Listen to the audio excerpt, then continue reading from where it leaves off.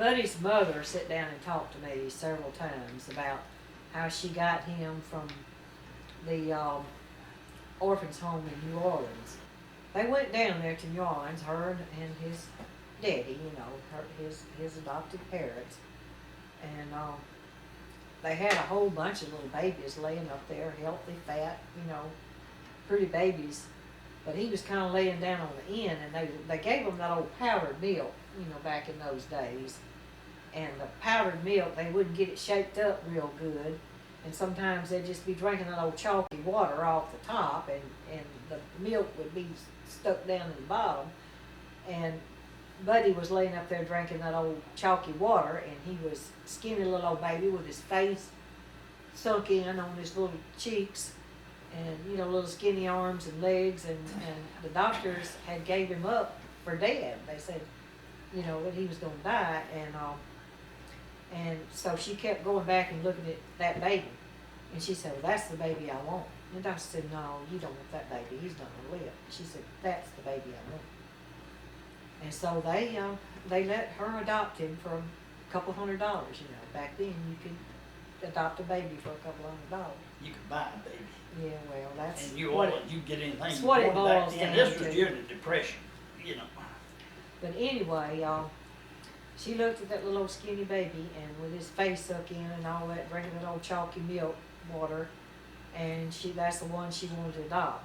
Well, she took him home from there, and they used to send nurses out to come check on the babies after they'd been home for 3 months or 6 months or something like that. When the nurse come in to see him, she said, "Well, I want to see the little baby and see how he's getting along." And he had already got legs like that big around, and arms and fat little cheeks and everything, and the nurse just sat down and pure cried. She said she couldn't believe it, but they had gave him up for dead. Okay.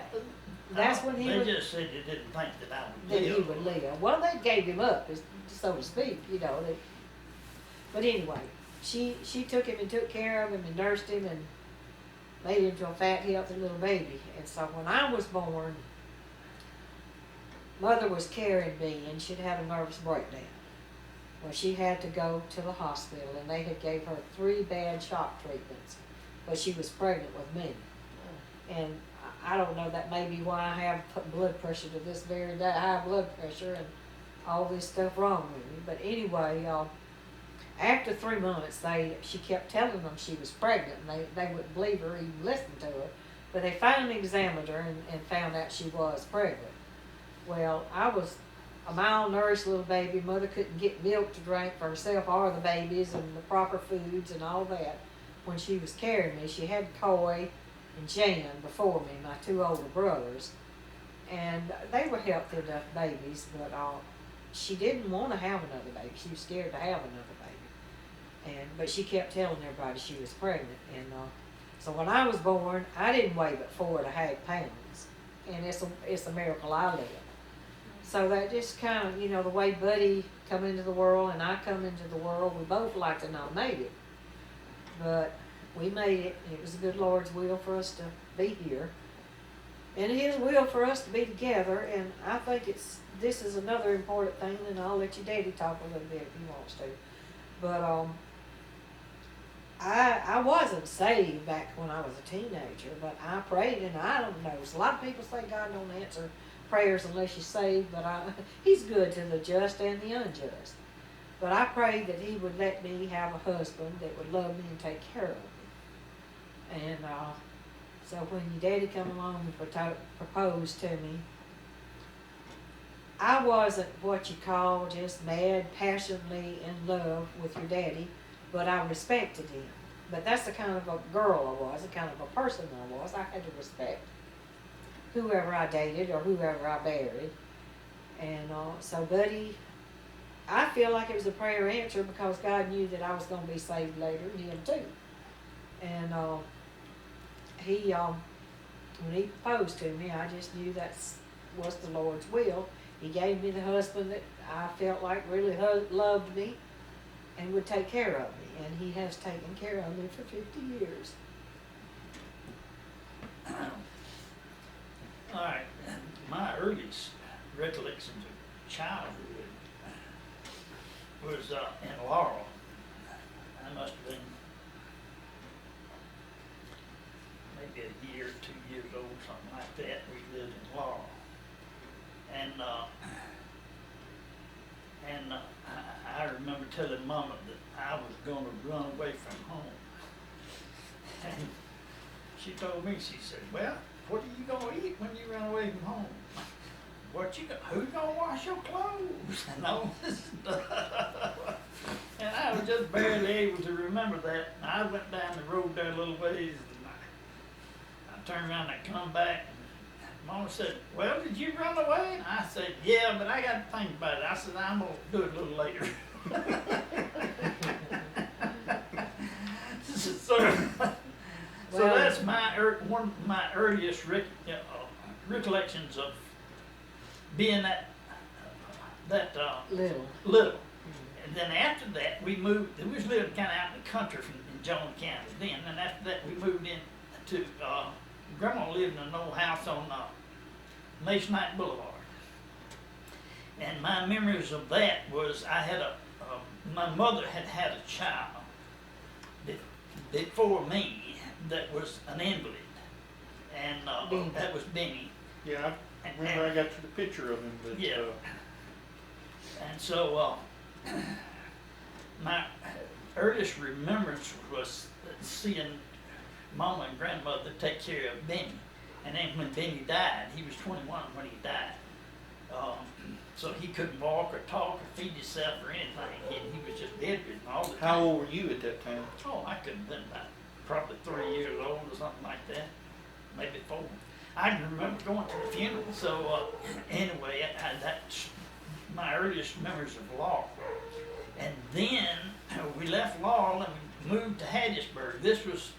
All that took place during the Depression in the 30s. And then well, we knew that war was coming in 1940 when the Germans started trying to take these little countries and everything. So we started preparing for war at that time, although we wasn't in it.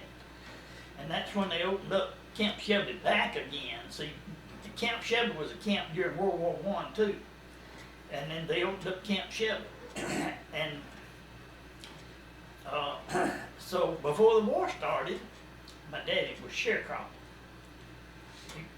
He worked roofing, but he was sharecropping then, and we got that old house, and it was one of the old Barney types house with a breezeway right through the middle of it. And I remember about how cold it would be in the wintertime, because the damn floors had holes in them. And the old house was bad, and Daddy went and bought tar paper, not brick siding tar paper, and he put that all over that old house. So we lived there for a year or so. He couldn't make anything sharecropping. We moved and got a house in town over here off of Bush Street. And that must have been about 41, because the war had just started. It must have been 42, because they had a school over there at that time called Lamar School, and I went from Petal to Lamar School. That time Dad got a job at Camp Shelby, and Now, Mother. wait a minute, Petal. Where did Petal come into this? Because the house, when we were sharecropping out there, Daddy had it was out in East Butch, Oh, okay. All right. and he was, trying to make a living farming and giving somebody So else you half the moved from property. Laurel. When you said you lived in the country in Jones County, and then you moved to the city in Jones County, Yeah. and then you moved there to East Butchie. Yeah, Daddy was trying, at that time, he wasn't roofing, or maybe he was trying to get out of it or something, I don't know, but I don't remember Daddy roofing at that time, other than, yeah, I guess he was too, because he taught Claude and Uncle Coy to roof. But during the war started in 41, and in 42, he got the job at Camp Shelby. They started building Camp Shelby back up during World War II. And he just had all the work that he could get. And at that time, Mother wasn't at work, and Doris was still at home. That was before she got married. And sometime during that month of 42, we had rented a house over here on Bush Street, or right off Bush Street, and the railroad tracks run through there, right through there. And I remember when the railroad cars come through, that one time they had a B-25 on, had the wings off of it and had it on one of these rail cars. And I woke up one morning, I went outside and looked out, right outside my door, and that big old huge airplane was sitting on top of one of these flat cars. And of course the tail section was off and the wing section was off, and they was taking it somewhere, I guess, to put it together or something. But I used to see all kinds of military stuff come up and down the railroad track. Yeah. And then, after Daddy went to work out there at Camp Shelby, Mother went to work at Shelby, and she was manager of one of the PXs out there. And I used to tell you about when I was a kid going out there with Mama on weekends and Saturdays and Sundays, and sell papers and shine shoes. And I would do that, sell papers and shine shoes all over that camp out there during the war. And of course, during then, paper was a nickel, but a soldier come up, you know, they might give you a quarter, keep it. And, you know, I brought home some good money, you know, back then, when a nickel was a My nickel. brother worked back in that time too, selling papers and stuff. Yeah, but he wasn't at Camp Shelby. No, he just But, did it and had it. I still remember Had it rather. that German prison camp that they had out there. You could get a pack of cigarettes for about 17 cents, 16, 17 cents out of the PX. And Mama would, I'd tell her what I was going to do with it, you know. And she'd hit me and get the pack of cigarettes, and I'd take it and go back towards the old German prison camp out there. And a lot of these German prisoners is out there still had their uniforms from, you know, from the war. And I would trade them cigarettes for a button or anything that had a swastika on it, or, you know, just anything that pertained to the war. And I had a bunch of that stuff until way after the war was over with. And then about after the war was over with, Grandma Brown was still living on Klondike Street. That was my dad's mother. Your grandma was married to a blind man. She was married to a blunt first, and he died. Right. And then she married Mr. Brown. That's all I ever heard him called was Mr. Brown. Right. But he was blind and he couldn't see, and they had, back then they had an outhouse out there, and you could go to the outhouse, had a clothesline run from his room that he stayed in out to the outhouse, and that's how he got back and forth to the bathroom. Was he'd feel his way in down the hall to the outside door, open it, and grab that line, and he'd let the line guide him on to the bathroom. Yeah. Okay. But getting back to what I was saying a while ago, we lived during the first part of the war. Uncle Jack wasn't working, and or was doing something else, and we turned his old shop into a just a little old 2 or 3 room shack, and we lived in that shack for about I guess about a year or two. And that's when the house on Klondike Street that was owned by the Andersons came available to buy. And of course, Daddy and Mama both working at Shelby was making pretty good money during that time. So we bought the first home I ever had, or I mean, that we ever owned, is we bought that place right next door to Grandma Brown. But now that house, is that the house that burned? Yes, sir. Yeah, Uncle Jack died in I think about 40, let's see, what was over in 45. I was still a kid when I remember Korea starting, and I was a pretty good sized boy then. But Uncle Jack died about 1948 or 49, something like that. And he had a hemorrhage, and I remember he fell out and hit the floor, and there was blood coming all out of his mouth and everywhere else. And Grandma was standing out there calling, Bud, Bud. That's what they called my daddy, Bud. And of course, Daddy jumped up and stuck his head outside and, Bud, Jack's fell and he's dead or something. And so Daddy said, come on. And we went over there. And sure enough, he was laying in the floor and there was blood everywhere. And we had to pick him up and put him back on the bed. And Daddy was crying, Grandma Brown was crying, and I was crying, everybody in the house. That was a pretty traumatic experience. I remember you telling me that that was the deadest weight you'd ever lifted, that you can remember not hardly being able to pick him up. Yeah, we couldn't hardly pick him up. I've heard people talk about dead weight all my life, but that time I knew Well, what they they can't meant. help you at all, you know, when Yeah. you're lifting a person that's face down. So we like never got him up in bed, but anyway we did. And then the house come available, and the Anderson house come available. We bought that house too, and we lived there. Up until Doris got married.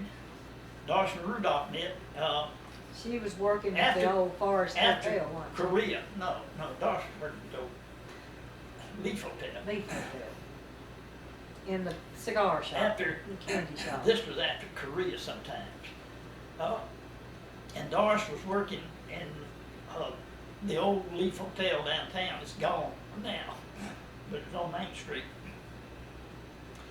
And her and Gwen Lewis run a little cigar stand, cigarettes and cigars and gums and stuff like that, you know, that they sold in the lobby. And so they run that little old stand, and that's where she met Rudolph, and that's where Gwen Lewis, who lived on the other side of us, Papa Louis. Papa Lewis, he had a daughter named Gwen, and Gwen and Doris were pretty thick, and they both met their boyfriends while they was working there. And Rudy was already out of the Navy, and he was working offshore, and they were staying at the Leaf Hotel. Not offshore. He was working in the oil fields in Jones County somewhere. Back then, the oil business was booming big time in Jones County. But they was living in the old Leaf Hotel, and then working in the oil field. Both of them was fresh out of the service, you know. And him and Doris got married, and they got married in law because Aunt Dee Dee, another one of my mother's sisters, was still living at law. Lord Miller's mother. Lord Miller's mother, and Janice Faye. and Janice Faye, and And Papa Pete would have been, Papa Pete was living with them. No, Papa Pete and Grandma was still living, because they bought a little old house that they lived in, a little small house right behind where we lived, on the next lot over behind Mr. Lewis's old house. Yeah, they were, your grandmother was still alive Yeah. when we married. Grandma was still alive. And she Of course, gave had me a stroke and everything. Some old pots and pans when we Yeah, first when we got married, she, bless her heart, she didn't have any money. Have anything else. She gave us a but- quilt, I think, or something. No, your mother loaned us the quilts, but your grandmother gave me the pots and pans. Yeah, So and that started us so out. that was you what know. kind of what started me and your mom out. when we But married. later on after that, well, after Sloan, we got Jack to- died, Just a minute, buddy. go ahead, then, keep going. then Grandma Brown died shortly after that, Well, and she was real old then. she didn't die till she was about 90. She was 94, I think, when she 94 years died. old. Papa Pete died at 91, No, Papa died in '93. 93, okay. Yeah. Well, I want to tell a couple of little stories about when you was little. You're not telling the cute stories, you're just telling all Well, about I'm the, just where you lived, rambling and on where you about what worked, I can and, think of. and everybody that died.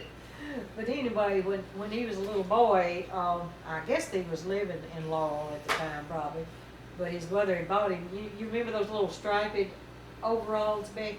I was Little striped? living in Pritchard, Alabama. Well, She bought I that. didn't remember, but anyway, she bought him 3 little new pair of them little overalls, and he messed up all 3 pair in one day. Got paint all over one, mud all over another, and I don't know what he did to the next one, but he burnt those 3 little brand new overalls in one day. And I then found a he, paint can out there in somebody's yeah, garage. the first glasses he ever got, everybody picked on him. You know how they used to pick on people that wore glasses? And he took them out and buried them and said he lost them. But he buried them. Do you remember those Yeah, things? I remember that. When we lived in Petal, on a little street called Pine Street in Petal. It's right off of Central Avenue. We lived there until I was 8 years old. Now, the only thing I remember about the war is the lights out. They used to make you turn your lights out at night Blackouts. and have blackouts and have a siren going, and the old ration stands.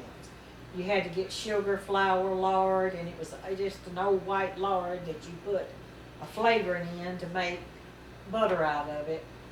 And you bought food with the rations, and so I was born in 1940, and so I was about 5 years old about that time. And that's all I remember about the war was the rations and all the war movies. They had all kind of war movies back then. And Mother would take me to a little old Petal theater, and if there was a war movie playing, for some reason the bombs and the guns and all that would scare me, and I would start crying. So one day there was nothing but a war movie on, and Mom said, "No, I'm not going to take you because all you'll do is start crying." And I said, "No, I won't cry, Mama. Please, let's go to the movies. I won't cry." They got in there, and the bomb started, the gun started, and I went, "Wah!" And she had to drag me out of there screaming and crying again. But anyway, the only birthday party I ever had when I was a little girl, I was 8 years old. And I went around inviting everybody in the whole neighborhood myself, making my own birthday party. And I didn't know how I was going to feed them or if I was going to feed them or whatever. I was just 8 years old. But I invited everybody in the neighborhood. And they said, "Well, what if I can't buy you a present?" And I said, "Well, that's all right. I'd be happy with a 5-cent or 10-cent candy bar." And they said, "Really? Is that true?" And I said, "Yeah, that's true."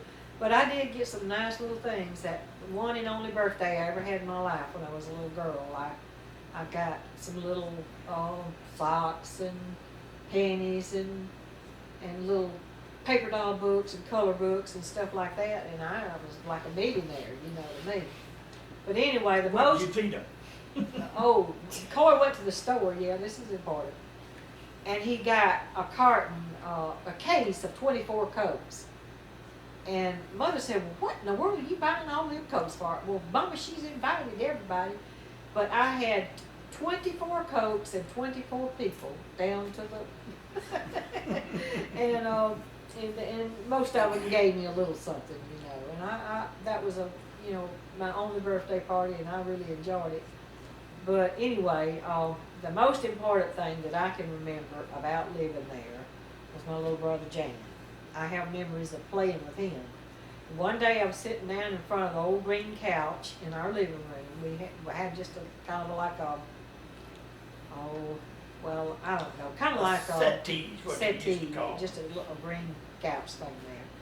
And I was playing, I'd been down to, there used to be a little dime store down the street, and if we could get a dime, we'd go down there and get a color book or a paper doll book. And I love paper dolls. And I found one of a little old doctor paper doll book, and one was a little nurse paper doll book. And so I brought them home, was cutting them out and playing with them, and Jan was sitting over there playing with a little truck or car or something on the edge of the couch. And I was lonely, you know, I was playing and having a good time, but I was lonely. And I looked over at Jan and I said, "Well, Jan, I know you're a little boy, and little boys don't usually play paper dolls, but would you play with me?" "Yeah, I'll play with you." And so, and I was under 5 years old. He died at 6 years old, and I was 4.5 years old, and I do have memories of my little brother. And I feel like that's one of the most important things back then, you know.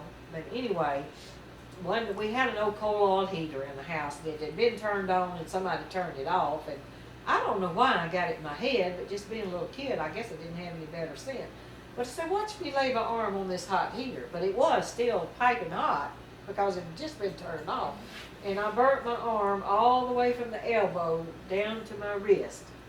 And mother kept an old, long tube of burn medicine on top of a white kitchen safe in the kitchen. And Jan, my little brother, me being a baby, he run to the kitchen. I mean, he did it so fast. He got up there and got that tube of medicine and come back, and he put a strip of medicine all the way from there to there and gently rubbed it in, and it never even left a scar. But I remember my little baby brother Jan, you know, fixing that burn on my arm and playing paper dolls with me, and I can see that just like it was yesterday. But I remember nothing about him being sick or nothing about him dying. And everybody says I was at the funeral, but I have no recollection of that. But I do remember him, you know, very good memories of him. And I was so close to that little brother. I guess Jan, I remember him as showing me the first unconditional love in my life, you know. And then, of course, it took me a long time to realize how important a mom and daddy is to you. You know, you don't, when you're a teenager and growing up and you want to buck them a little bit, you don't always realize that. But it took me a little longer in life to realize that a mother and a daddy is something very special, you know. And so I guess that in my childhood days and living in the country, we had an old Barney house with cracks in the floors, and like Papa said about his house, it was cold in the winter and hot in the summer, so hot you couldn't breathe. But we always had a garden, we always had chickens, we always had eggs, and we had pigs to kill maybe once a year, and all kinds of canned vegetables and jams, jellies, and stuff like that. So although we was poor as Job's turkey, we still had food to eat. You know, we had something to eat. Well, y'all had moved to Hattiesburg by the time you and Daddy met? Yeah, I was 13 years old when we moved to Hattiesburg, and I was 8 years old when we lived up till 8 years old in Petal, and then in Petal, and then until I was a teenager, about 13, in Hattiesburg. And then for 2 years I lived in Hattiesburg, and during that time I knew your daddy, but we didn't actually, he asked me to marry him after he was in that automobile wreck and we started writing. He was in Vicksburg and me in Hattiesburg, and so that was in 56. When we bought the house on Klondike Street, I was a pretty good sized boy, and then when Doris got married, they moved to Vicksburg, and that's about the time that Daddy died. And at that time, I was working at the drug center with old man Mulligan, Gene Mulligan was Yeah, there. Gene I Mulligan rode was the a good scooter friend of delivering mine. medicine. And I was on 28th Avenue, and I was tired, and I'd been riding that thing all day, and I'd laid my head down on the handlebars, and a truck come in, loaded down with gravel, and it hit me, and it broke my leg. And my daddy was a very straight man. He didn't take advantage of anybody who could hit it. He was from the old school. And after I had that wreck, everybody was expecting a lawsuit from the people that owned the dump truck and all that stuff. So at that time, they give Daddy, I think, about $7,000 or $8,000, $7,000 or $8,000, something like that, or $7,500, and just to get him to not sue, just a settlement. But Daddy said, "I'm not going to sue anybody. If it was an accident, it was an accident." But they went ahead and settled it, and they give him a pretty good chunk of money. And then we used to draw $50 a month out of that money that I got for breaking my leg. And that's how I got my first car. After Daddy died, Daddy still had some of that money in the bank. And that's when Mama bought me my first car. It was a 1950 Model Ford. And when me and your mama was dating and running around, I was the only one down there that had a car. After we got in the house on on Klondike Street. I went to Eaton School down there from the first grade on up to the sixth grade. And from there, I went to Hawkins Junior High. And I went to Hawkins Junior High 1 year, that's all, and before we married. and And, I knew more than the teacher did, so it wasn't too long till, well, let me tell you like this. I skipped school for 57 days straight. And we'd go hunting, or we'd go fishing, or we'd go out to the airport and ride bikes and all that stuff during that time. So, Daddy caught me skipping school all that long, and they set up a conference. Steve Blair was principal then. I guess it was Steve Blair. Mr. Blair was the principal. I don't know which one it was, but he was at Hawkins Junior High, and we went in to have a conference. And of course, at that time, Daddy had died, and I had been working some, trying to make some money, and I told him, I said, I ain't very good in school, and I get tired of it, and I said, I think I want to quit and lay brick. And so he told Mama, said, well, you know, I got a first cousin or somebody that's a bricklayer, and he makes more money than I do. And that, of course, that wasn't true, I can imagine. But anyway, that's when I quit school. And then I went in the Navy on my 17th birthday. And found out you were adopted during that. yeah, that's when I found out that I was adopted, because I couldn't get any, Birth I couldn't get a birth certificate. I had wrote all over Mississippi, and I wrote, Mama said one time something about Louisiana, and I think I tried to get one out of Louisiana, but couldn't get it, and finally, before Daddy died, he had a meeting with a lawyer here in town, but his name was Con.